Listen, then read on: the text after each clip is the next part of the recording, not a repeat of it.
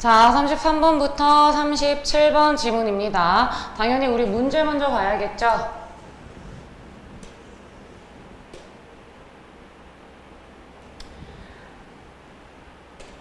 자, 33번 문제. 윗글에 대한 이해로 적절하지 않은 거. 이해 나오면 이제 알죠? 내용 일치불일치 문제. 우리 꼼꼼하게 읽어야 풀 수 있는 문제다. 자, 그 다음 34번. 어떤 문제예요? 가의 이유를 추론한 내용으로 적절한 거. 자, 독서 지문에서 추론이라는 단어가 나왔을 때 정말 말 그대로 내 머릿속에서 나의 사고의 흐름으로 나의 머릿속에 있는 것들을 근거로 해서 추론하는 친구들이 있어요. 그런데 절대 그러면 안 돼요. 모의고사의 모든 답은 무조건 근거가 어디에 있다? 지문 안에 있다. 그렇기 때문에 이 추론하라는 얘기는 지문에 있는 내용을 찾아내라는 소리예요. 그러면 뭘 찾아내면 돼요? 가. 밑줄 쳐줬을 거예요. 이 밑줄 쳐진 부분의 이유, 이것과 관련된 내용, 그 단어를 찾아내라는 얘기예요. 이따 풀면서 좀 더 제가 자세히 설명할 거고요. 자, 35번 문제는 기억부터 디귿에 대한 설명. 자, 우리 16번 지문에 썼을 때 제가 뭐라 그랬어요? 만약에 독서 지문에 설명이란 단어가 나오면 문제는 크게 두 가지 유형으로 나눠진다. 첫 번째는 서술상의 특징을 물어보거나 두 번째는 내용 일치불일치를 물어보거나. 그럴 때 뭘 물어보는지 우리 어떻게 판단하자? 선지 살짝 읽어주자. 근데 여기 읽어보면은 뭐 업무로 인한 결과 발생 가능성을 뭐 얼마만큼이긴 따라 주의 의무에 대한 이런 건 뭐예요? 지금 서술상의 특징을 묻는 개념적인 용어가 아니라 내용을 묻고 있는 내용 일치불일치 문제죠. 그래서 이런 것도 뭐다? 우리가 내용을 꼼꼼하게 읽고 풀어야 하는 문제다.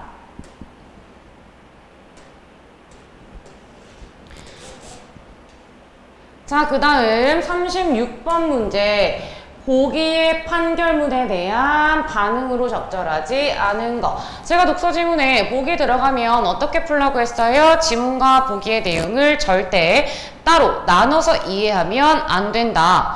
그럼 어떻게 해라? 지문에 있는 단어들과 보기에 있는 단어들을 서로 치환시켜라. 즉 다시 말하면 지문에 있는 내용을 이 보기에 적용시켜라 라는 거 기억하고 있죠. 자, 그 다음 37번 문제. A와 문맥상 의미가 가까운 거. 이거 어휘 문제죠. 어휘 문제는 제가 기술 지문 풀 때 얘기했었을 거예요. 어휘 문제는 다 조건, 밑줄이 쳐져 있기 때문에 이거 지문 읽기 전에 그냥 그 밑줄만 빨리 보고 빨리 간단하게 해결하고 넘어가라 라고 얘기했던 거. 37번은 지문 분석 본격적으로 들어가기 전에 여러분들이 A 어디 있어요? 지문 읽으면 교통사고를 일으킨 네 번째 문단에 있어요. 교통사고를 일으킨 사건이 발생한 이런 의미이니까 동생이 학교에서 말썽을 발생시켰어. 상황을 발생시켰어. 그래서 답이 몇 번이 된다? 1번이 된다. 이렇게 하고 넘어가 주면 돼요. 그래서 이제 37번 문제 어휘 문제 제외시켰기 때문에 우리는 지문의 내용 이해에 중점을 두고 읽으면 됩니다. 자, 그럼 지문 분석 시작해 볼게요.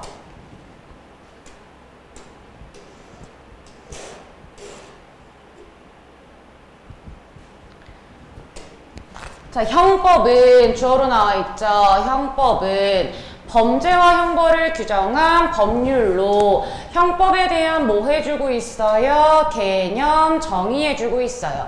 형법이란 뭐다? 범죄와 형벌을 규정한 법률. 법은 법인데 뭐에 관한 법? 범죄와 형벌을 규정한 법. 그러니까 너 이러면 범죄야, 너 이러면 형벌받아, 이렇게 딱 정해놓은 기준이 바로 뭐다? 형법이다. 그래서 어떤 행위가 형법상 범죄 행위로 성립하려면 뭐뭐 하려면 조건은 굉장히 중요해요. 어떤 조건? 범죄 행위로, 형법상 범죄 행위로 성립하려면, 조건을 충족시키려면 구성 요건, 해당성, 위법성, 책임이라는 세 가지 요건이 있어요. 뒤에서 설명해 줄 거예요. 나눠서 요건을 순차적으로 모두 충족해야 한다. 여기서 중요한 단어 두 가지 있어요. 첫 번째 순차적, 두 번째 모두. 이 단어 왜 중요해요? 모두다라는 건 이 세 가지 요건 중에 하나 혹은 두 개만 한다. 그러면 범죄가 아니다라는 거. 반드시 이 세 가지를 어떻게 전부 다 충족해야지만 얘가 범죄가 되는 거고, 그리고 또 중요한 거, 순차적인 거. 순차적이다라는 건 이 세 가지 요건이 랜덤으로 일어나면 안 된다. 반드시 어떻게? 순서에 맞게 1번이 통과돼야 2번으로 갈 수 있고 2번이 통과돼야 3번으로 갈 수 있고 1번이 통과가 안 되는데 2번으로 갈 수 있다 없다? 없다. 이해했죠? 그래서 이 두 단어 굉장히 중요했고요. 그 다음 질문 계속 분석하면 첫 번째 성립 요건은 왜? 순차적이니까, 모두이니까. 자, 우리 첫 번째는 뭐다? 구성 요건 해당성은 개념 정리해주겠죠. 어떤 행위에 대한 구체적인 사실이, 그러니까 내가 어떤 행위를 했을 때 그게 형법상 규정된 범죄 유형에 해당하는 것. 이게 바로 뭐다? 구성요건 해당성이다. 즉 법에서 너 이런 행동하면 범죄다 라고 규정한 행동을 내가 했다면 그게 바로 뭐다? 범죄의 성립 조건이 된다. 그래서 이때 구성 요건으로 행위와 결과를 요구하는 경우에는 조건, 어떤 조건? 행위와 결과를 요구하는 경우. 그럼 봐봐, 이거는 어떤 조건을 단 거예요. 만약에 이 두 개를 요구하는 경우가 있다면 이거예요. 그러면 보통의 경우에는 행위와 결과를 모두 요구하지는 않는다라는 거죠. 그쵸? 근데 예외적으로 이렇게 행위와 결과 이 두 가지를 모두 요구한다면 이렇게 해석하는 거예요. 구성 요건상 행위와 결과 간에 뭐가 있어야 된다? 인과관계. 행위와 결과에 인과관계가 있어야 한다. 자, 그 다음 두 번째 성립 요건이 위법성은 개념 정의하겠죠. 전체 법질서에 위배된다는 가치 판단. 그러니까 전체적인 법이 정해놓은 질서에 맞지 않는 행위일 때 우리는 위법성을 적용한다라는 거예요. 어떤 행위가 구성 요건에 해당하는 행위이면 이거 조건. 그쵸? 일반적으로 위법성이 추정돼요.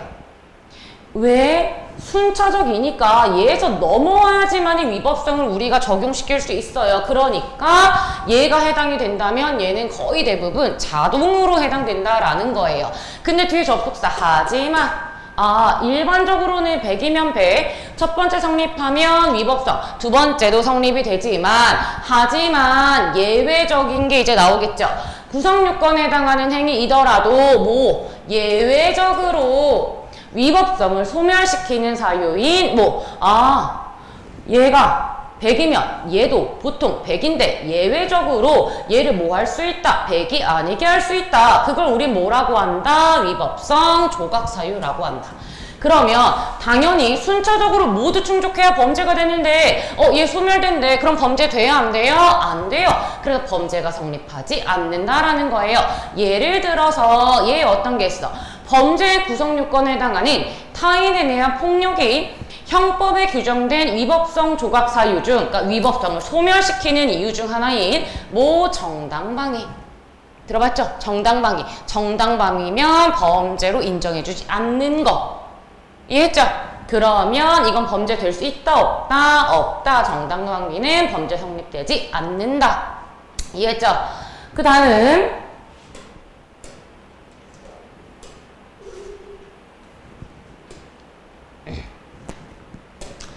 세 번째 성립 요건은 뭐다? 책임이다. 이 책임은 개념적인 행위자에 대해서 뭐가 가능해? 사회적 비난이 가능하다. 그러니까 너 범죄 저질렀어? 그럼 그 범죄에 대해서 사람들이 손가락질하거나 욕해도 너는 그거에 대해서 책임져야 돼. 다시 말하면 받아들여야 돼. 이거예요.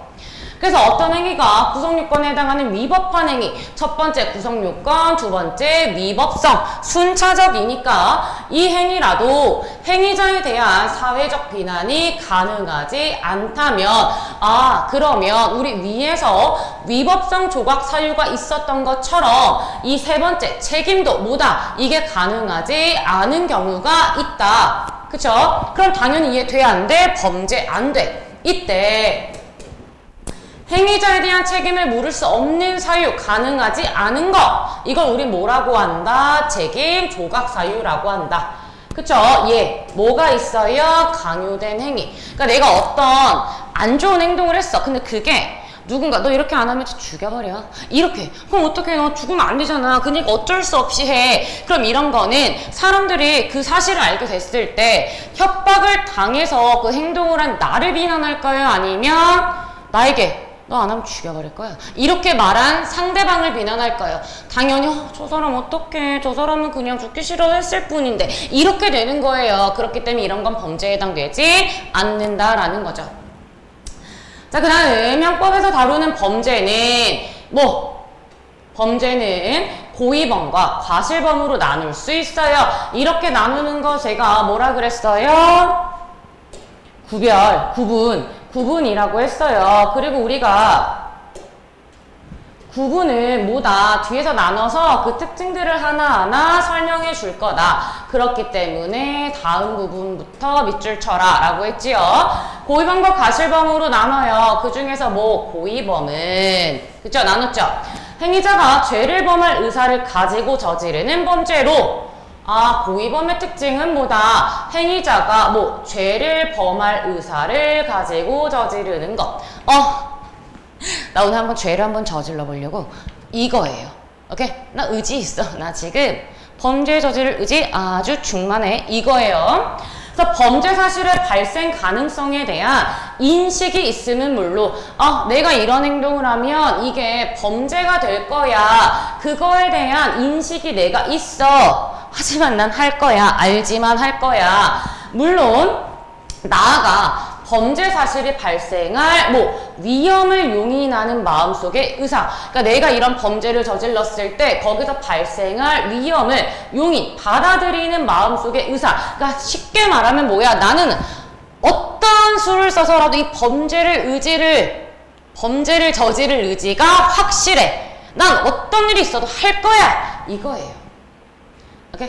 그래서 이런 미필적 고의에 대한 범죄 역시 고의범이다라는 거. 그래서 형법에서 다루는 범죄는 고의범이 대부분이래요. 고의범이 가장 많다. 실수로 타인의 생명과 신체를 침해하는 사례가 많아지면서 근데 선생님, 이 실수라는 단어는 내가 나 반드시 범죄를 저지르겠어. 이거랑은 좀 다르지 않나요? 다르죠. 실수잖아. 이건 내가 의지가 있었던 게 아니잖아. 근데 이런 사례가 많아진대요. 그래서 범할 의사가 없었어. 실수라는 건 뭐다? 내가 의지를 가지고 한 게 아니야. 근데 왜 했어? 부주의해서 했어. 그러면 이거는 뭐다? 과실로 인한 범죄다. 실수다. 이걸 우리 뭐라고 한다? 과실범이라고 한다라는 거. 과실범과 그래서 고의범은 다르다. 의지가 있느냐 없느냐.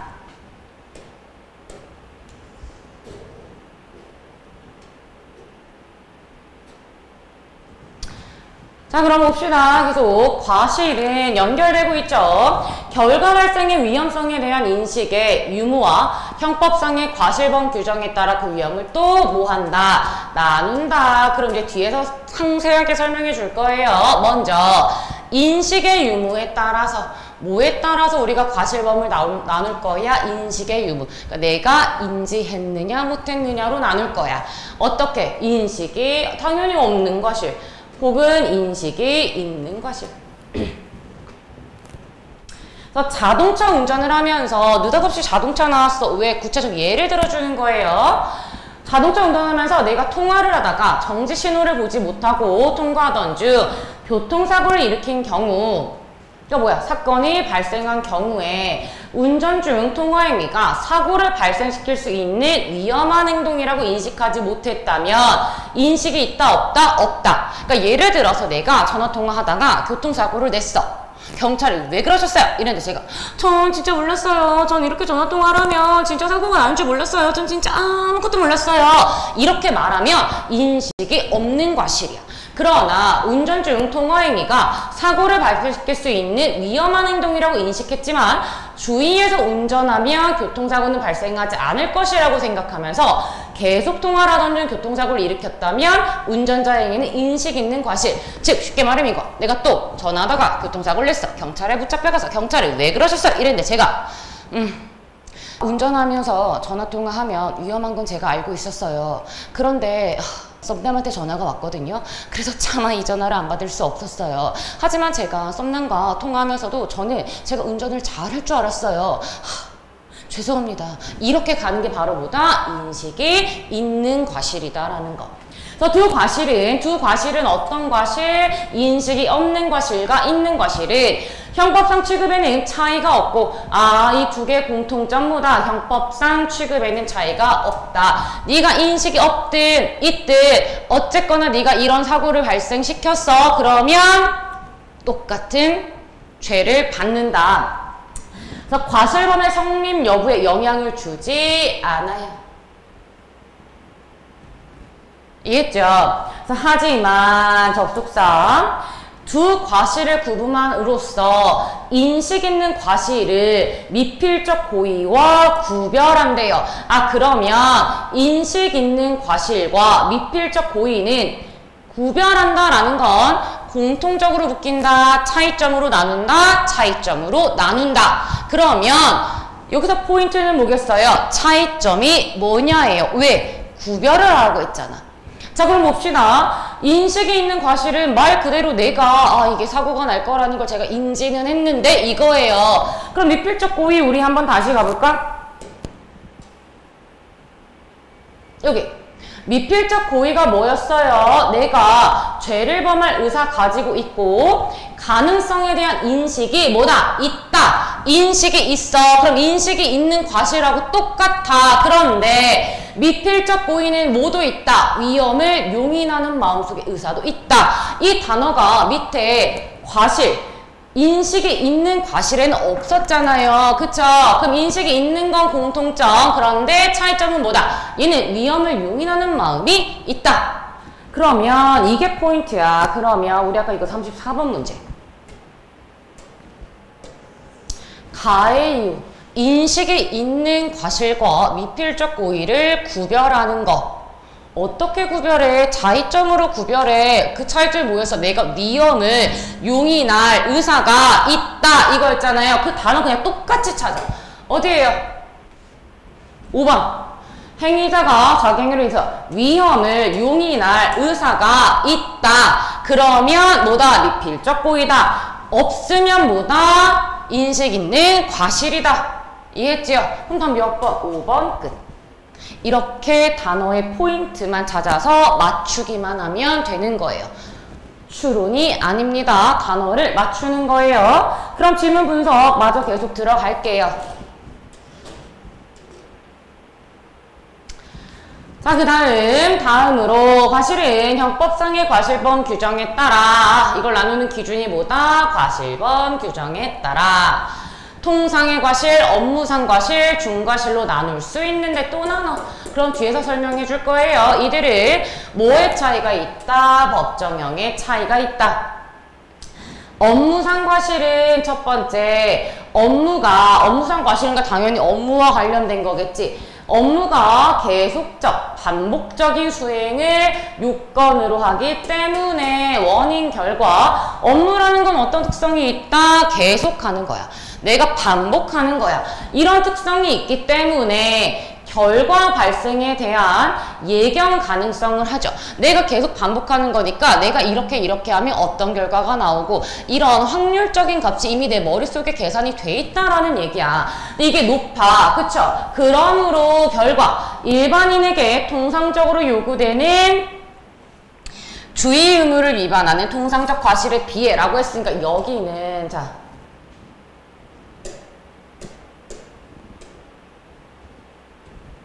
보세요. 여기 일반인에게 동상적으로 요구되는 누구에게 업무한 사람이 아니라 일반에게 동상적으로 일반적으로 요구되는 뭐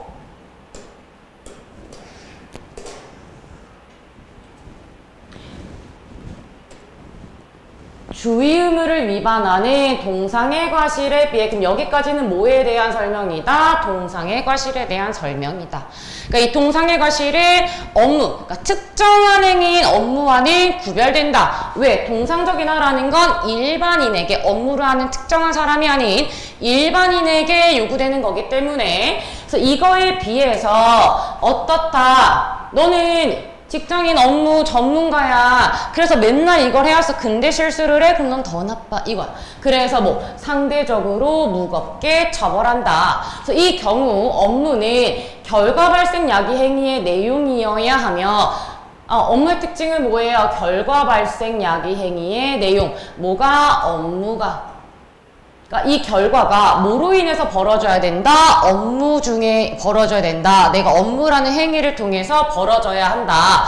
근데 만약 이와 무관한 업무를 수행하던 중 발생한 결과에 대해서는 뭐 인정한다, 안 한다? 안 한다. 그러니까 내가 업무 중에 일어난 일이 아니다. 그러면 여기에 대해서는 업무상 과실을 물을 수가 없다. 무조건 뭐 할 때만? 내가 업무 중에 일어난 행위일 때만. 자, 그 다음 중과실은 동상의 과실에 비해서 일반적으로 요구되는 과실에 비해서 뭐 주의 의무를 현저히 태만히 한 경우 그러니까 주의해야 될 사항들이 있어. 근데 이거를 하차 깜빡했다 이게 아니라 내가 왜 해? 안 해. 나 안 해. 나 안 할 거야. 어쩌라고 이런 태도. 그런 경우에는 뭐 근소한의 주의만 기울였더라도 결과의 발생을 예견할 수 있었다는 점에서 내가 조금만 주의했으면 어쩌라고 이게 아니라 어쩌라고 근데 좀 무섭긴 하네 약간 이런 느낌 그런 거에 비해서 어떻다 상대적으로 무겁게 처벌한다라는 거. 자 그럼 이제 문제 볼게요.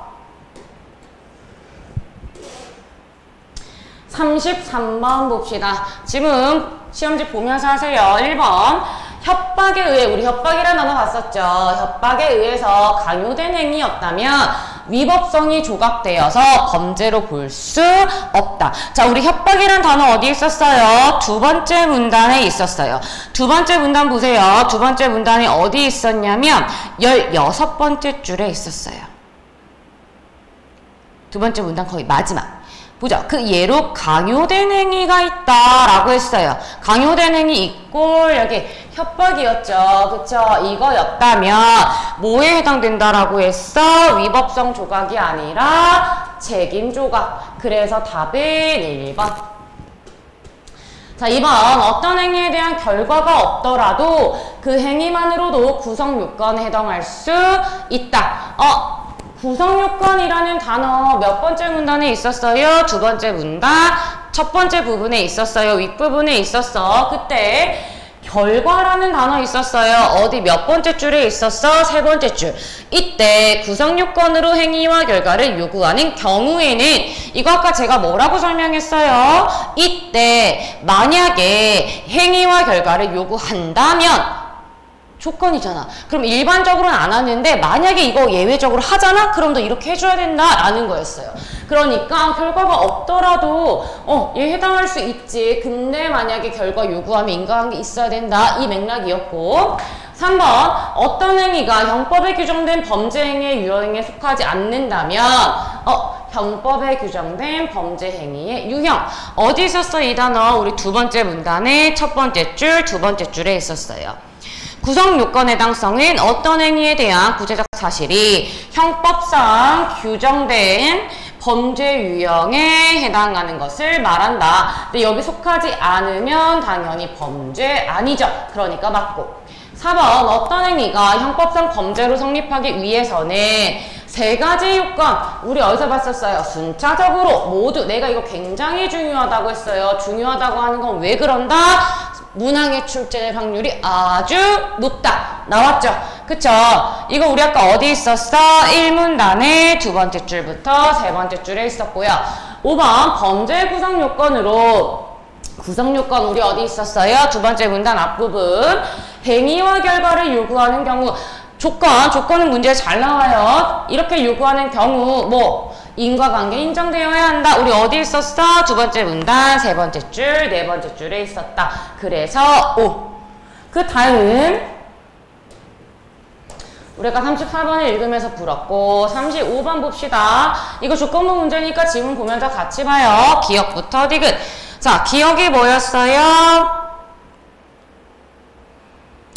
통상의 과실. 다섯 번째 문단에 있어요. 니은은 업무상 과실, 디귿은 중과실. 자, 그럼 봅시다. 기억과 니은은 따로 보고 하세요. 기억이 뭐야? 통상의 과실. 통상의 과실은 업무로 인한 결과 발생 가능성을 얼마만큼 예견에 따라 법정형이 달라진다. 우리 업무와 관련된 건 뭐밖에 없어서 업무상 과실밖에 없었어요. 이 통상의 과실은 뭐였어요? 일반인에게 통상적으로 요구되는 주의사항. 딱 이거밖에 없었어. 그러니까 업무랑 관련 있다 없다? 없다. 그렇기 때문에 답은 몇 번? 1번 이렇게 가줘야 돼요. 오케이? 2번 볼까요? 기억은 주의 의무에 대한 태만의 정도. 기억은 어떤 거야? 통상의 과실이니까 통상적으로 요구되는 주의사항. 디귿이 뭐였어요? 중과실. 중과실은 뭐야? 주의 의무를 현저히 태만한 경우. 그럼 이 정도 차이. 일반적으로 지킬 수준인지 아니면 현저히 안 지킨 수준인지 이거에 따라 나뉜다. 맞고. 니은은 업무상의 과실을 이 단어 봐서 계속적, 반복적 결과 발생에 대한 예견 가능성. 이게 통상 과실에 비해 높다. 어디 있었어요? 우리 5문단의 세 번째 줄부터 다섯 번째 줄에 똑같이 써져 있었고. 4번 디귿은 뭐야? 중과실은 조금만 주의를 기울여도 결과의 발생을 피할 수 있다. 그래서 통상에 비해서 무겁게 처벌한다. 어디 있었어? 우리 마지막에서 봤죠? 5문단의 9에서 12. 12번째 줄에 있었고, 그 다음 5번. 얘네는 형법상 과실행위를 세분화한 것으로 세분화 뭐야? 나눌 수 있다. 있었죠? 그쵸? 뭐뭐에 따라 5문단의 1, 2. 규정에 따라 나눌 수 있는데 나누는 게 세분화한 거. 법정형의 차이가 있다. 똑같이 써져 있어요. 어디? 5문단의 세 번째 줄에. 그러니까 얘도 적절. 자, 다음 문제.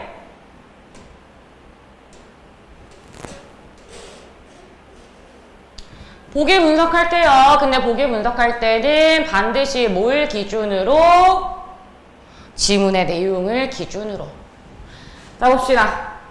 A씨는 누가 있네. A씨는 자신의 의류 매장에서 반려견을 키우고 있었는데 자신의 매장에서 환불을 요구한 손님과 다툼을 벌였고 그 과정에서 어쩌면 어떤 사건이니까 휘줄적 다툼 벌였고 그 과정에서 반려견이 뭐 했어요? 밖으로 나갔어. 이때 지나가던 B씨에게 A씨의 반려견이 달려들었고 B씨는 어떻게 반려견에게 물려서 상해를 입게 됐어요. 남에게 상처를 줬네. 그럼 이게 바로 뭐야? 반려견이 이 문 게 바로 뭐다? 이 사건, 상황이에요. 그럼 얘를 뭐겠어? 지문의 내용하고 연결시켜. 어떤 행위자가 어떤 행동을 했을 때 이거를 범죄로 볼 것인가 말 것인가. 그럼 이 행동이 뭐야? 사건이 뭐야? 상황이 뭐야? 반려견에 물렸네. 그죠? 그럼 얘를 범죄로 볼 것인가 안 볼 것인가. 그게 이 모의고사 지문과 연결시킨 내용이에요. 그래서 A씨의 과실 여부를 판단해. 과실범 기억나죠? 그쵸? 과실범 기억나? A씨는 자신의 반려견이 매장 밖으로 나가 타인에게 해를 끼칠 수도 있겠다고 생각했어. 그럼 뭐야 이거? 나 알고 있었어. 내 반려견이 뭔가 문제를 일으킬 수 있다라는 걸 인지하고 있었어. 그럼 뭐예요? 인식이 있는 과실. 그쵸? 그래서 어쩔 수가 없었어요. 나 알고 있었는데 어쩔 수가 없었어. 이렇게 말했어. 이 판결이 뭐야? A는 뭐다? 목줄을 채우지 않았어. 출입문 상태 소홀히 했어. 그러니까 뭐 해라? 벌금 150만 원에 처한다. 그러면 이 행동을 뭘로 봤다? 범죄로 인정을 했다라는 거. 자, 그럼 봅시다. 1번 A씨가 반려견에 대한 관리를 소홀히 한 사실에 대해 A씨에 대한 사회적 비난이 가능하다. 사회적 비난이라는 단어 어디에 있었어요? 그 범죄 성립 요건 세 번째 책임에 있었어요. 내가 사회적 비난을 받을 내 행동에 대한 책임. 그리고 이게 성립이 되어야지만 우린 뭐 할 수 있다? 범죄로 할 수 있다. 근데 얘 지금 150만 원에 처했다라는 건 얘 범죄 행위 인정받았다. 인정받으려면 뭐 해야 된다? 이거 성립해야 한다. 그러니까 O. 2번 A씨가 반려견에 대한 관리를 소홀히 하며 타인에게 해를 끼칠 수 있다라고 인식한 점은 과실범의 성립 여부에 영향을 미치겠군. 자, 여러분 과실범의 성립 여부에 영향을 미치겠다라는 단어 어디 있냐면 네 번째 문단에 있어요. 가세요. 네 번째 문단에 13번째 줄 가세요. 밑에서 밑에 세 번째 줄. 뭐라 그래요? 두 과실은 형법상 취급에는 차이가 없고 과실범의 성립 여부에 영향을 주지 않는다. 그러니까 답은 몇 번? 적절하지 않은 거 2번. 자, 3번 A씨가 손님과의 다툼으로 반려견에 대한 관리를 소홀히 할 수밖에 없었다고 주장하는 부분에 대해 책임 조각 사유로 인정하지 않았겠군. 자, 우리 여러분 책임 조각 사유라는 단어 몇 번째 문단에 있었어요? 두 번째 문단에 있었어요. 두 번째 문단 가서 이 단어 보세요. 책임 조각 사유란 뭐였어? 너 이거 책임 안 져도 되겠다. 이 말은 뭐야? 너 이거 범죄로 인정 안 해? 이거야. 이거 인정받았잖아. 그러니까 인정하지 않았으니까 범죄로 인정받은 거죠. 그 다음 4번. A씨가 반려견에 대한 관리를 소홀히 했고 그로 인해 B씨가 상해를 입게 된 점을 형법상 규정된 범죄 유형에 해당한다고? 맞죠? 형법상 규정된 범죄 유형에 해당한다. 이거 어떤 조건? 우리 두 번째 문단의 첫 번째 줄 뭐였어요? 구성 요건 해당성. 그러니까 얘 맞고. A씨가 반려견에 대한 관리 소홀로 타인을 다치게 해서 벌금형을 받은 점은 구성요건에 해당하는 행위에 위법성이 있다고. 자, 구성요건이 첫 번째 조건. 그 다음에 이거 해당하면 웬만한 것들은 위법성도 포함된다. 그리고 이 두 개를 충족하고 나머지 이 책임까지 충족을 해야 벌금 받을 수 있으니까 얘도 O. 그리고 답은 몇 번? 2번 끝. 자, 그럼 다음 질문 갈게요.